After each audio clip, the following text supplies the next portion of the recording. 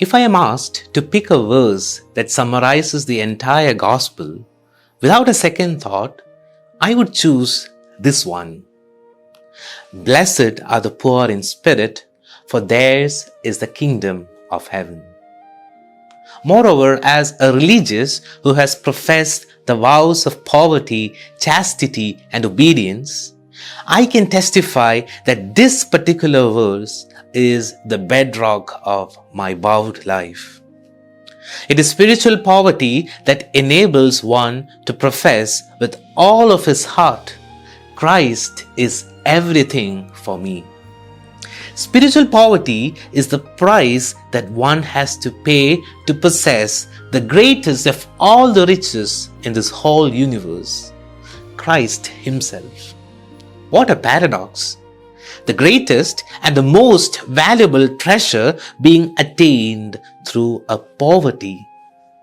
Today, as the Mother Church invites us to reflect on the Beatitudes, let us try to understand what it really means to be spiritually poor. In the post-synodal apostolic exhortation Verbum Domini, Pope Benedict explains how the saints in the Church serve as an animated and living interpretation of the sacred scriptures.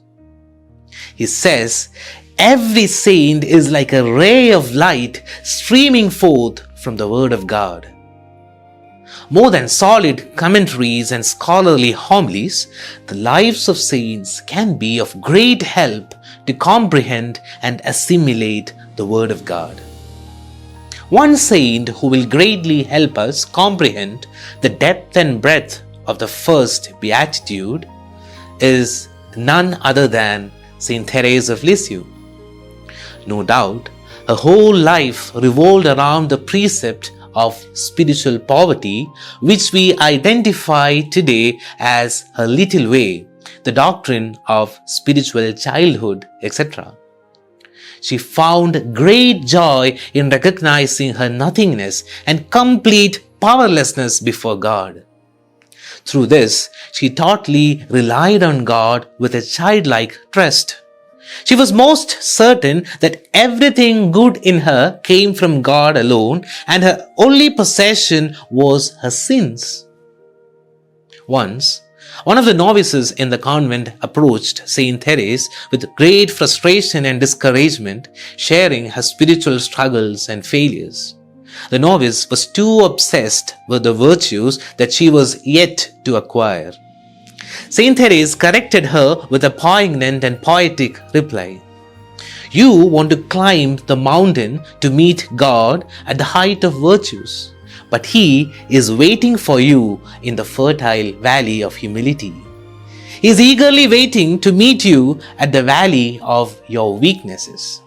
My dear brothers and sisters, to be spiritually poor means to meet God in our flaws, failures, struggles, and nothingness, and to completely trust in Him with a fearless and confident heart. The more we recognize the reality of our spiritual poverty, the more we are able to surrender ourselves to God, and thereby we are able to experience His love more profoundly.